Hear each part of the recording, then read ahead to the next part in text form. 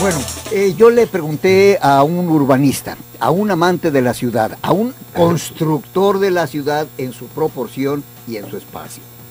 Los espacios públicos, Ricardo Agraz, ¿qué son para una ciudad? ¿Qué función desarrollan y para qué sirven? Fíjate que a mí me gusta pensar en el espacio público en un tema que yo le llamo eco de bordes. Si tiramos una piedra sobre el agua, se empiezan a hacer bordes. Y más o menos así funciona el espacio para el ser humano. El espacio más pequeño, el más íntimo, esta primer burbuja, a lo mejor sería el baño, el único lugar donde realmente el hombre está absolutamente solo. Después la recámara, que ya la puede compartir con el hermano o con la esposa. Después el espacio, la sala, comedor, donde ya recibimos personas. Y en el borde que abrimos la puerta, empieza el espacio público.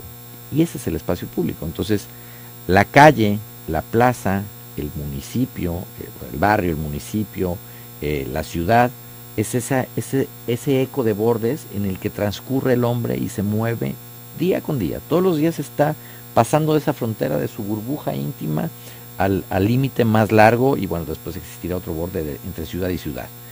Pero el espacio público es el espacio de todos. Si yo no puedo tener un jardín de 1500 metros cuadrados porque no lo puedo pagar, pero a lo mejor entre el barrio completo sí lo podemos tener. Y entonces es una idea antiquísima, y es una idea que no deberíamos de borrar, porque podemos vivir en menor espacio, ciertamente no en 40 metros cuadrados, que esa parte me parece triste, ya que lo mencionaste, Marcos. No puede ser que le demos más espacio a un vehículo que a una persona. Y en este momento hay muchas recámaras que son más chiquitas que el lugar donde guardamos el coche. O sea, el lugar donde guardamos el coche tiene 3x5, y hay recámaras que no miden 3x5. Entonces traemos ahí un problema del espacio público y de la prioridad hacia el automóvil. Fíjate, Luis Casas, sí, que quienes hemos estado en contacto durante muchos años, bueno, algunos durante muchísimos años, vemos a Puerto Vallarta como una excepción de la regla general. Y nos llama, y es un centro donde concurren muchas gentes, visitantes, invitados, nosotros mismos. Yo te pregunto, Ricardo, ¿a ti Puerto Vallarta te llama la atención? Bueno, tengo mis cariños muy especiales por Vallarta. ¿Por qué? Era el centro de vacaciones de la infancia, de la niñez. Creo que por ahí anda rondando todavía mi niñez, y todavía cuando regreso la recupero. Y me tocó, por fortuna, participar en la construcción del malecón de Puerto Vallarta, del malecón nuevo, porque si ustedes se acuerdan, solamente se podía ir a pie del Hotel Rosita hasta la Plaza Central. A los arcos, que estos arcos no sé si saben que eran los arcos del ex convento del Carmen, que además es muy triste porque se tiran los arcos del ex convento del Carmen, terminan en Puerto Vallarta, quién sabe por qué razón, y en un huracán se perdieron, o sea, el mar se los llevó, y ahora los que existen son falsificados. Ah, qué caray. Pero bueno, ahí se fundaron. Y hasta ahí terminaba la plaza porque no había forma de conectar, porque el río Cuale Y entonces, a raíz de este huracán que devastó Puerto Vallarta, se construyó un puente peatonal, más que nada para poder dar asistencia, para que pudiera entrar una ambulancia en caso de una emergencia. Y eso conectó la Playa de los Muertos con la parte antigua, con el centro.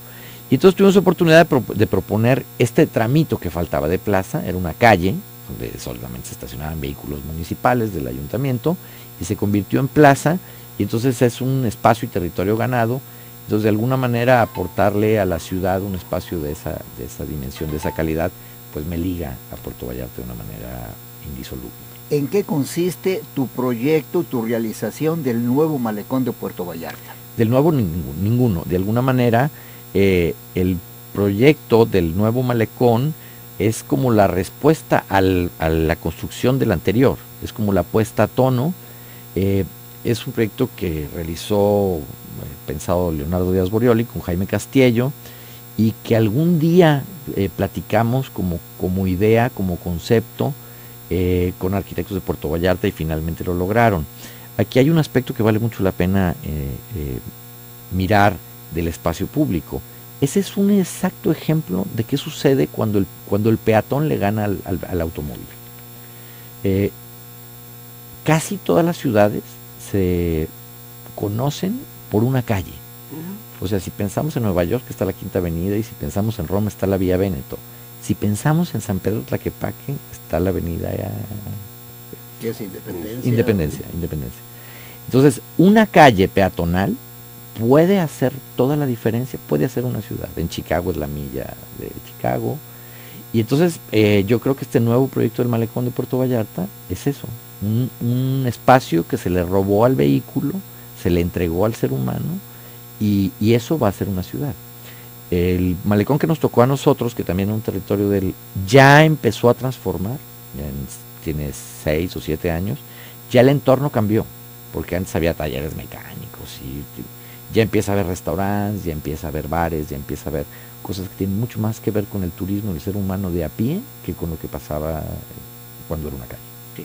Ahora, tú dijiste hace un momento que las cosas cambiaron cuando el artículo 115 constitucional le dio poder, a más no poder, al ayuntamiento, al municipio.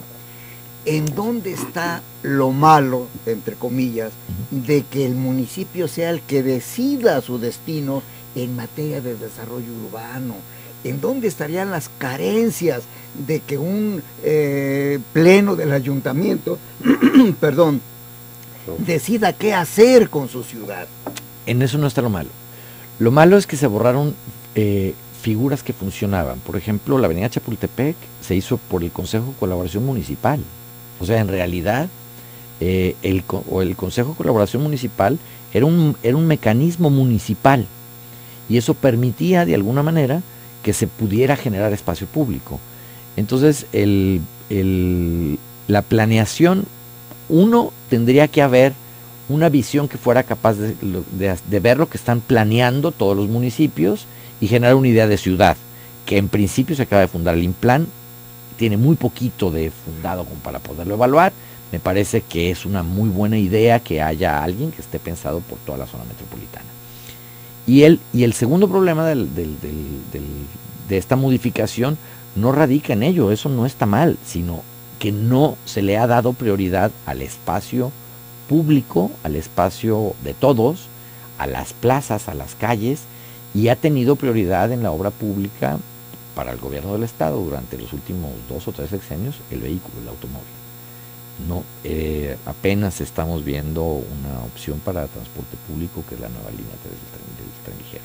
Ahora, importante, la vía pública, la vía de circulación o en fin peatonal y de vehículos, ¿qué función debe tener en una ciudad armónica, en una ciudad incluyente, en una ciudad sustentable como Guadalajara?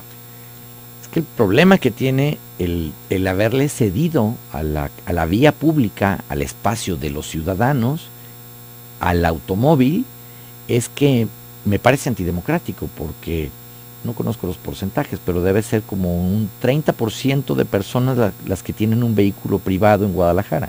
Entonces, el 70% de las personas que no tienen vehículo propio tienen que sufrir las consecuencias de que la inversión pública se haga para vehículos privados. Esa es la parte que está deteriorando sistemáticamente la ciudad. Se le está dando prioridad al automóvil en vez de darle prioridad al ser humano. Y creo que el ser humano tiene que estar por encima de cualquier cosa en una ciudad, ¿no? Porque pero, a ver, Ricardo, diariamente se incorporan al número de vehículos que circulan en la zona metropolitana de Guadalajara 400 nuevos automóviles. 400 nuevos automóviles. En 10 días, 4,000, y en 100 días, gulp. Ahora, te pregunto, ¿no sería también antidemocrático, Ricardo, que al que tiene capacidad de comprar un coche se le prive también de un sitio, de una vía por donde llevarlo? No. Y de hecho así es, y así sucede. Pero el problema radica en otra cosa. Estamos incorporando al parque vehicular ese número que acabas de mencionar, pero no incorporamos ni lugares de estacionamientos, ni más avenidas, y entonces, ¿dónde van a caber? O sea, si seguimos metiendo ese número de automóviles a las mismas superficies de calles que tenemos, pues obviamente van a colapsar. Eso no se necesita ser un gran sabio para entenderlo. Hay dos modelos de desarrollo de ciudades. El modelo americano, que es un modelo que privilegia el automóvil porque se hizo para privilegiar Detroit, una industria automotriz donde General Motors y Ford era el motor de la economía, y el modelo europeo, donde el transporte público está a cargo de sistemas colectivos de transporte.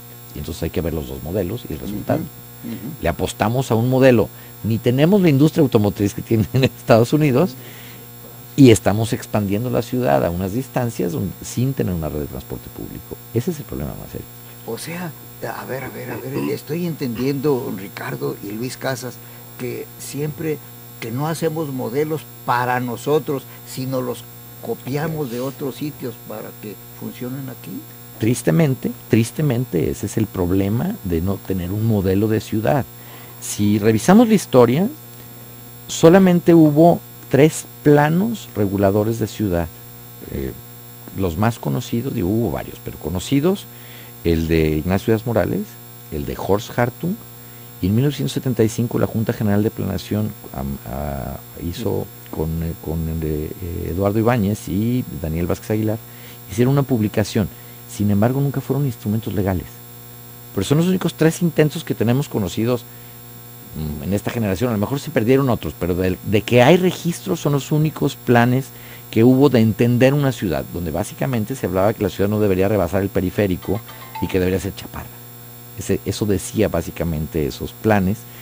Y entonces, bueno, pues ¿cómo le puedes poner un cincho a una ciudad? Importante, bueno, está usted escuchando a alguien que sabe de desarrollo urbano y que, bueno, podremos estar o no de acuerdo con él. Para eso yo le voy a pedir que, estaba muy lejos mi información, pero le voy a pedir que si gusta usted comunicarse con este programa, si es telefónicamente, marque el 31 22 4200 o 31 22 42 66. El Twitter es lo más común, hombre. Mire, usted incorpórese a las redes sociales y está en @Zona 3 Noticias, @Zona 3 Noticias. El personal es @Arana Cervantes. Pausa.